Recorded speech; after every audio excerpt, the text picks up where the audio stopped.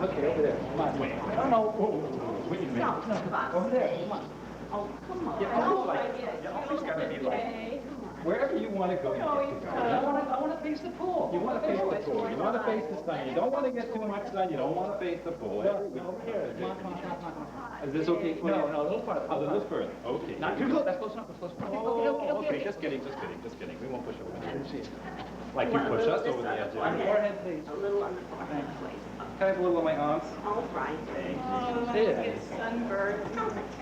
Oh, another day by the pool. Not bad. Just away. So you're comfy now? Okay, good. Out of the pool, please. Remember, today is the Sabbath. There's no swimming allowed on the Sabbath, and there will be no Sabbath healing. That's right. There's no healing allowed on the Sabbath. We should just be careful the Pharisees don't see us because they won't even let us go near the pool. And they're so strict on the Sabbath. I know. Really, I don't know why we bother on a Sabbath. I've been coming here every day for, let me see, 38 years. We know. For 38 years, and I've never seen a healing on a Sabbath.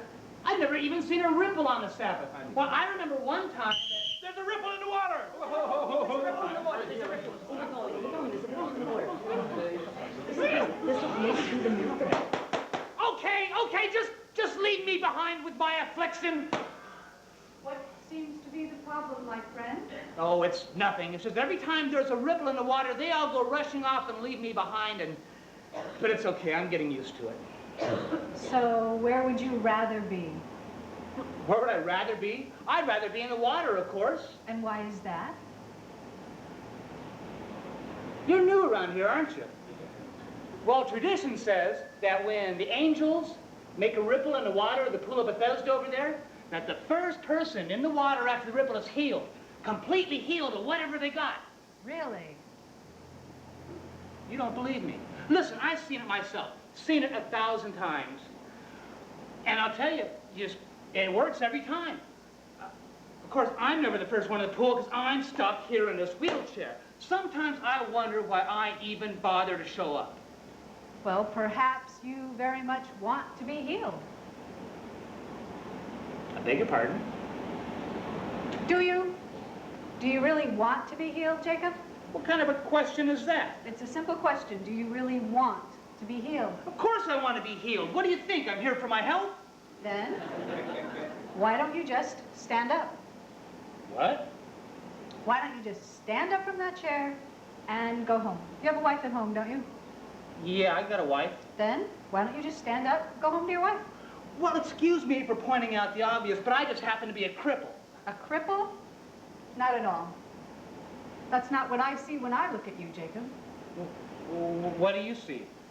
What I see is a whole and perfect child of God. Yeah, but... And if you look into my eyes, I think you can see that too. I can see I am whole in your eyes, but I don't know how to find that wholeness in my body. Yes, you do, Jacob. Stand up. Come on, you can do it. Give it a shot. Stand up.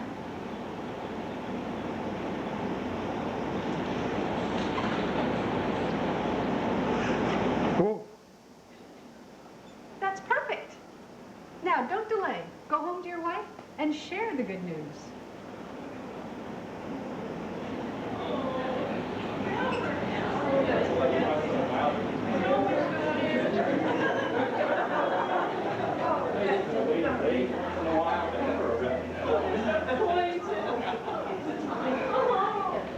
You see, I told you, you never get a miracle healing on the Sabbath. It's just a waste of energy to even try.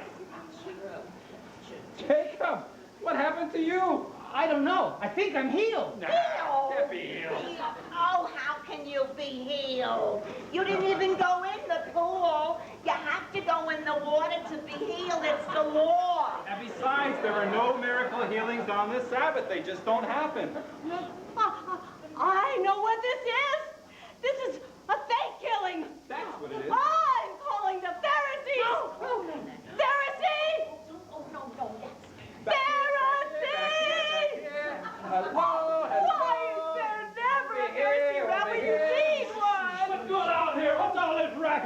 Sabbath. This cripple here, he says he was healed.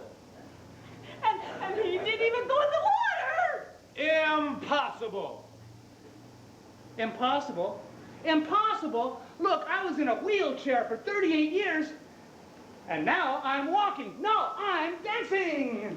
Healings are limited to the water only, and healings never take place on the Sabbath. But This is obviously a hysterical healing. What's so hysterical? I don't even think it's funny. I've never even heard of such a thing. Oh, sure, we get them from time to time, but don't worry, they never last.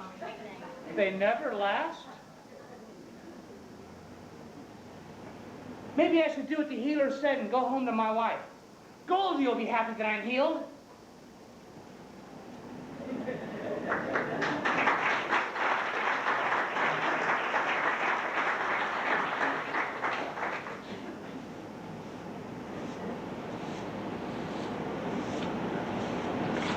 Goldie, great news!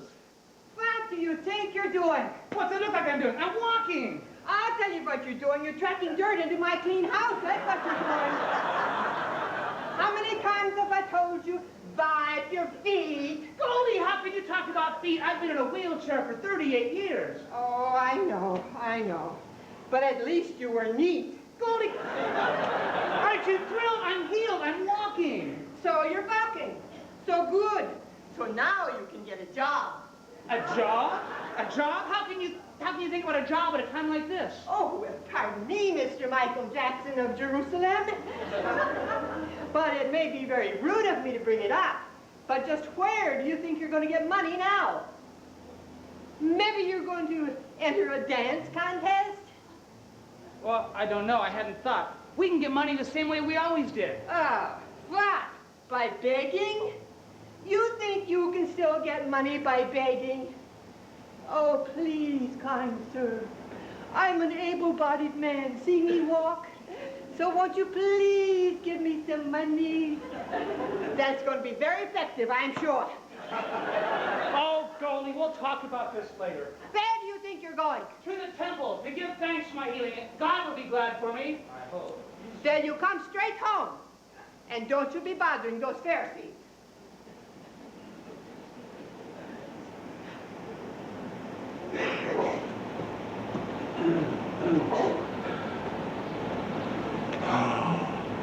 Oh, God, I'm so confused. So confused. For 38 years, I've asked for a healing. And today I get a healing. I should be glad. And I am. But everyone tells me the healing is wrong. Oh. And I can't just sit in my wheelchair all day long anymore. Oh. Sometimes I feel like I just want to climb back into that wheelchair and pretend this healing never happened. Life was so much simpler then. Hello, Jacob. It's you, the one who healed me. I don't even know your name. So you came to the temple to give thanks. Good. Oh, yes. And no, it's not easy being healed. Why not? Well, for one thing, the Pharisees say it's illegal. It is a Sabbath, you know. Yes, Jacob. I know it's the Sabbath, and that's okay. Remember, the Sabbath was made to serve humankind, not humankind the Sabbath. Try telling that to the Pharisees. Believe me, I do, frequently. And besides, they say that the healing won't last. I keep expecting to fall on my face any minute. They say? And who are they? The Pharisees? The other invalids? My wife? But what about you, Jacob? What do you say? Me? I don't know. Yes, you do know, Jacob.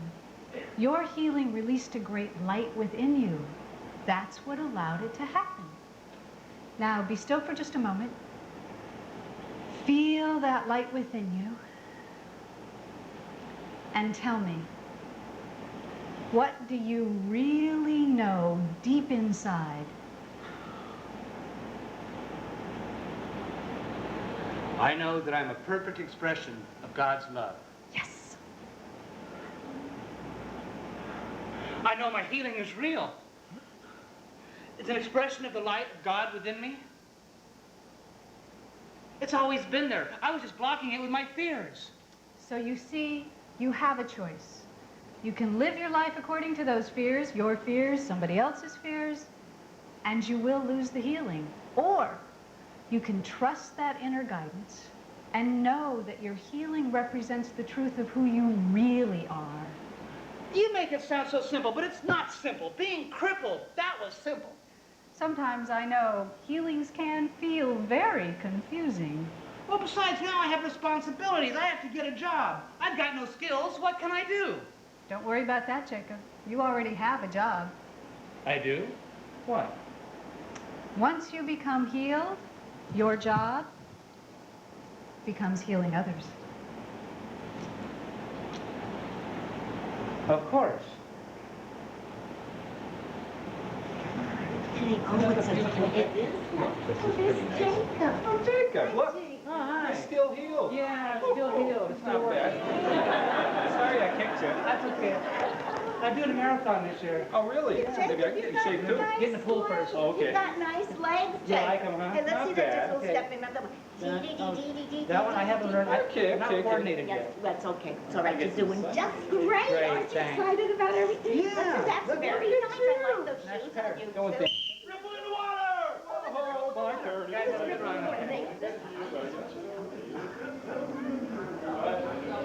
Here, let me help you. Oh, thank you. If you could just get me to the pool. Oh, being blind is such a handicap. I don't see any handicap when I look at you. Really? And what do you see? I see a whole and perfect child of God. And if you look in my eyes, I think you'll see that too.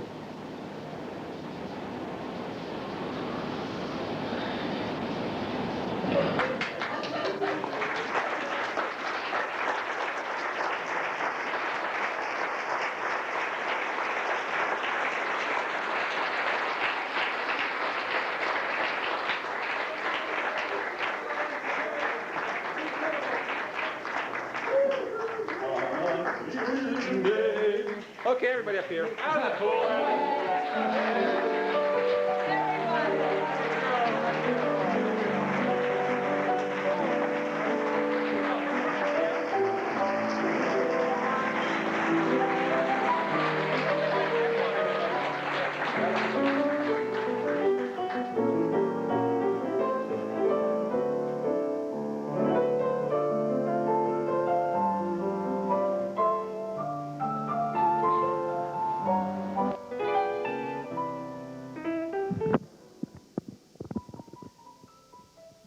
Well, we hope that you enjoyed The Pool at Bethesda, written by Ed Townley and directed by our own Rebecca.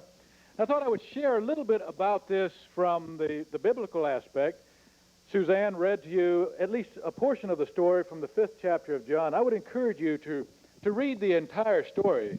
See, there are many, many lessons in that, many great themes that are carried through. The first one, I think, you probably noticed the idea of the Pharisees.